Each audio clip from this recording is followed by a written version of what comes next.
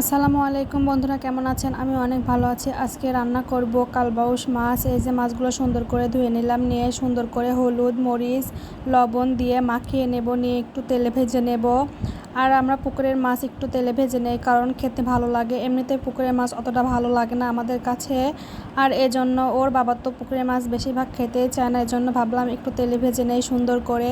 এই যেখানে পেঁয়াজ মরিচ তেল সুন্দর করে একটু বাদামি কালার করে ভেজে নেব, আর অল্প একটু জিরে দিয়ে দিলাম, দিয়ে সুন্দর করে নাড়াচাড়া করে নেব।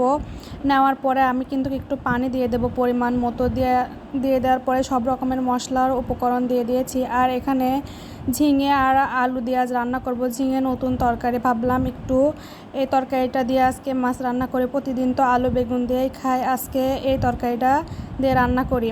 আর এখানে দেখেন সুন্দর করে মাছগুলো আমি ভেজে নিয়েছি। নেওয়ার পরে এই যে তরকারিটা কষানো হয়ে গিয়েছে, এখন ভাবলাম মাছটা দিয়ে আর একটু কষিয়ে নেই, কারণ যেহেতু বড় মাছ মশলাটা সব জায়গায় ভালোভাবে পৌঁছায় যাবে, এজন্য আমি। আর এদিকে দেখেন এবারকার বছরে প্রথম আম পাকা, মাশাল্লাহ সুন্দর, আমটা অনেক সুন্দর।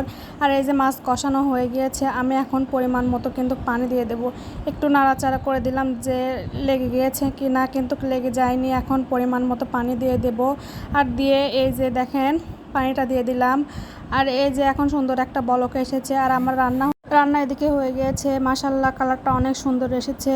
আর আমার রান্নাটা কেমন হয়েছে সবাই কিন্তু কমেন্টে জানাবেন। আজকের ভিডিও এই পর্যন্তই শেষ। সবাইকে ধন্যবাদ।